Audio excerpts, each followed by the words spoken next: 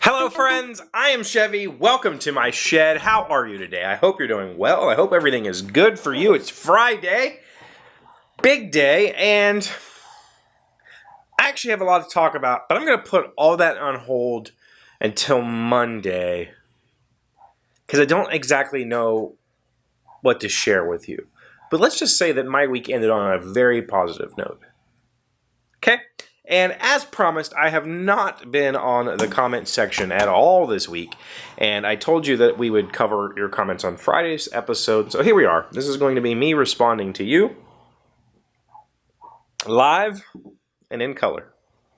Unless you have a black and white monitor. Does that exist? I mean, I guess you could be watching me on a Kindle. Okay, anyway, so let's start with Monday's episode. Monday was What's in the Box, I think. Was that Monday? Yeah, that was Monday. Where I discussed the game designs that I've done, that I'm working on. No. Yeah, that was Monday. And I asked for your opinion on whether I should do something with this game Madder Than a Hatter. I left it at the library. So I'll go through your comments and I'll tell you a little bit about it.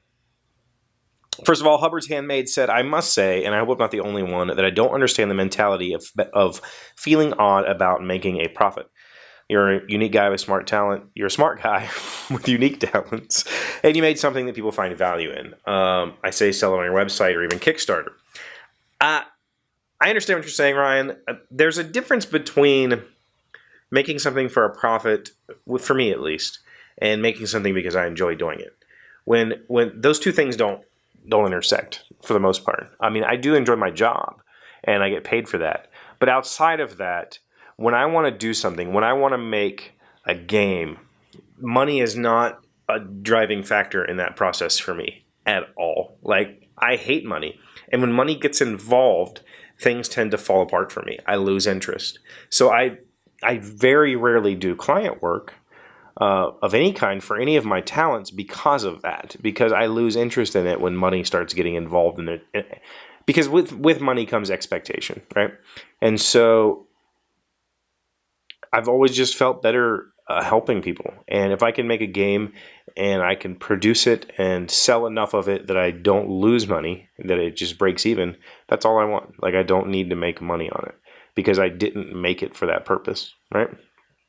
Coma said, I'd vote for trying it out on Kickstarter, and afterwards you could still put it up on your shop if the Kickstarter ended. I got a lot of comments like that. Michael Hughes said he still has a shooter's box and a copy of Pull Me Moody. Enjoy both, but really love Me Booty. Yes, I very much enjoy Love Me Booty. I've always thought that Me Booty is a game that deserved a larger audience. I agree with you. Like, I absolutely would love to take that game further. Joe Nert said, I don't know enough about opinions to give an intelligent input, but I love card-based games, and we love playing them with friends. Well, but I think that's a very common thing. And my boss actually took a couple of the games of Me Booty, and they still play it at his house. Williams said, Kickstarter with a stretch goal of a pith helmet. He asked for pith helmets when I first designed the game. What do you think about whether Kickstarter is too big to be noticed on it? Yeah, so... and let's see, Matter Than a Hatter series is what brought me to your channel, so thanks for that, Alex. What else? Do we have anything else? I think you need to bring it to Wednesday Night Gaming so we can play it. I actually ended up doing that. We'll talk about that in a second. Lots of Kickstart. People are saying do it. And to retouch on the point that Sam made, I think that Kickstarter is too big for a card game. And some people emailed me additional notes about doing Kickstarter, and if I were to do it, how I would do it.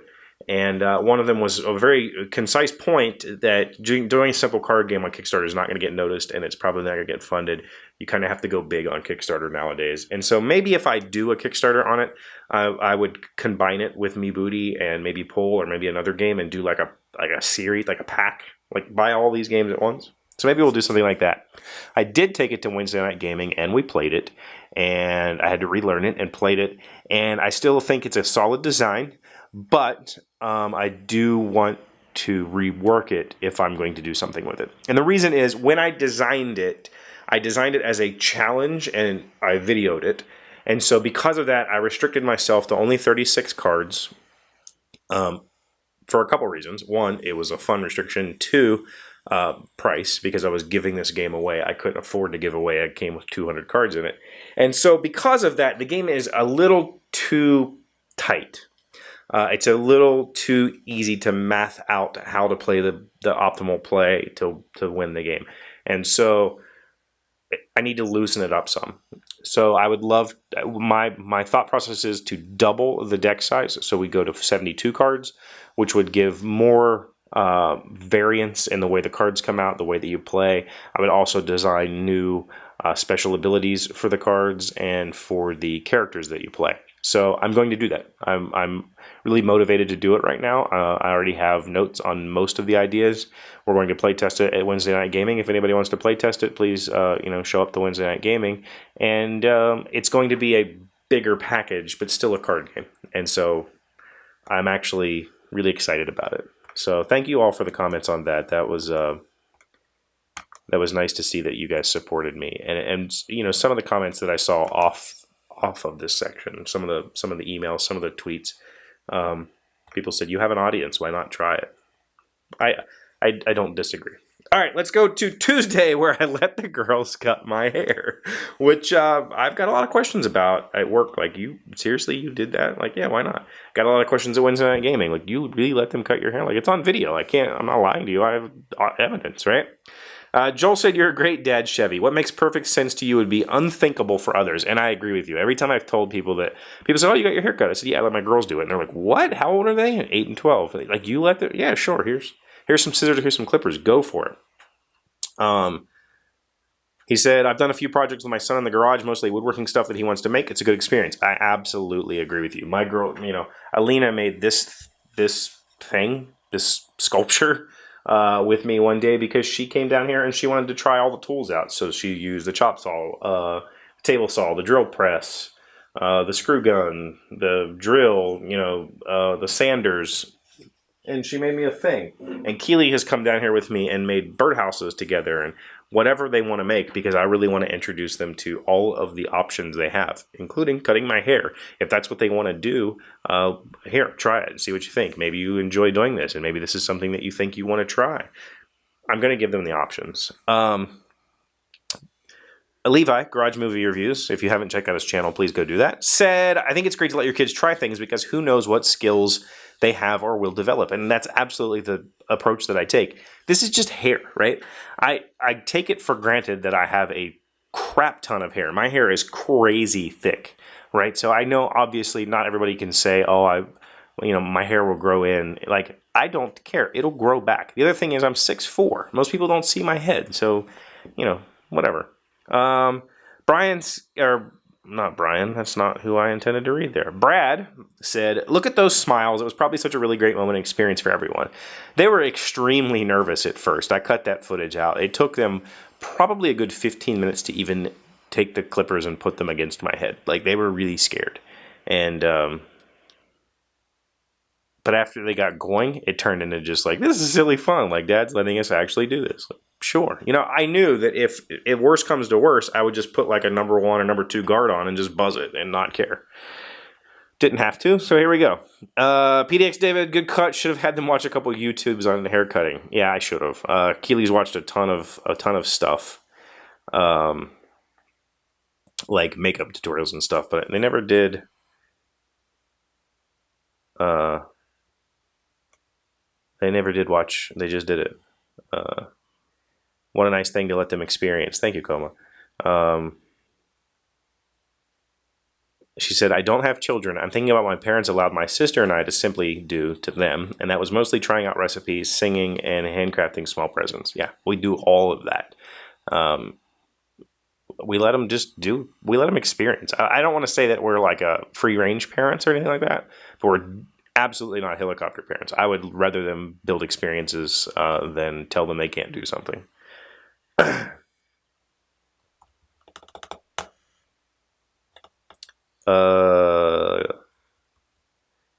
Sam said, great job, girls. I'll let my kids help me make wine this year. They're 6 and 8. I don't know if they remember how to make wine, but I think they'll always remember Dad letting them smash grapes and get super messy. Absolutely. That sounds like a really fun experience for them. I haven't made wine in years. I used to make wine all the time, but I cheated and used concentrate.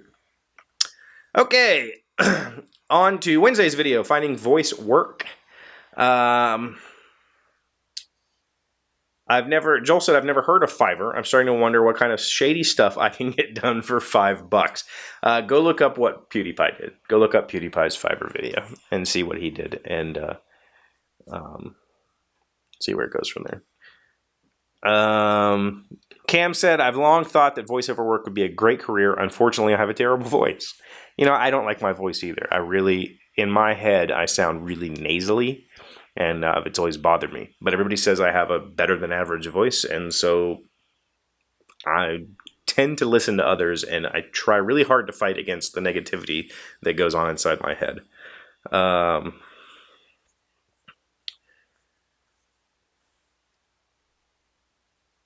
Let's see. Sir Bob Games said, add site URL plus alpha movie voice, record the voice for your movie intro. Had too many gigs, just want to do game voiceovers. I would love to do game voiceover. That's the thing that I would absolutely love the most. Brad said he used Fiverr for logo work on his podcast. He's pretty happy with how it turned out. That's awesome. I'm really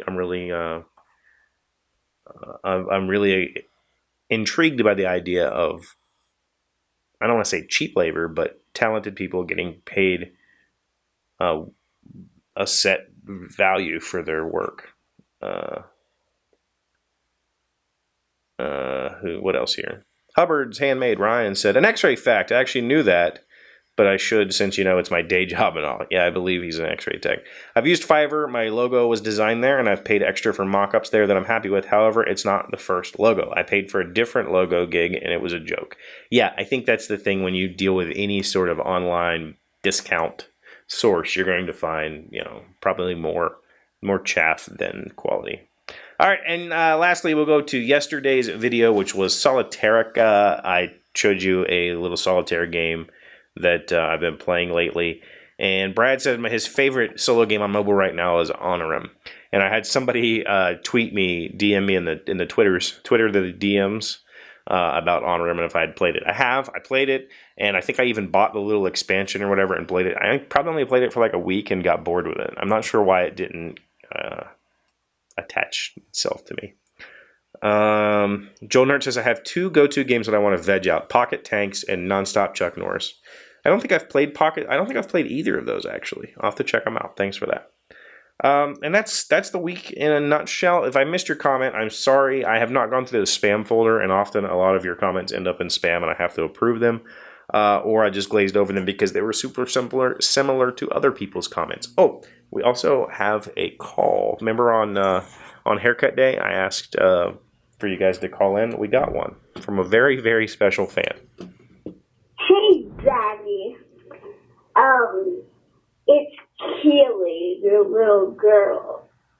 And thank you for putting me in the video. And we are two awesome little girls. Bye. Also, this is for the show. Love you. I love you, baby girl. Thank you for calling in and being an awesome kid and cutting my hair. It was really fun. So thank you all for the amazing week. I'm really excited about how this week ended up, not only here on the show, but in real life. So I'm going to kind of have to let it all process this weekend and come back on Monday with some new energy and things to share. So thank you so much for being here. As always, I hope you have a great weekend. Go play a board game if you can. Find a board game or a card game and a friend and play it, and come back on Monday and tell me what you played. That's it for now. I'll see you on Monday. Hey Doc, wait! I want to ask you something. Today's random fact comes from nachi.org. How thick is a 2x4? A woodworking fact. A piece of surfaced, sanded, smooth 2x4 lumber actually measures 1.5 inches thick and 3.5 inches wide. In rough cut condition, a 2x4 is slightly less than 2 inches thick and approximately 4 inches wide. Then wood is milled from a rough to a smooth surface. It loses about a 1/4 inch in each of its 4 sides.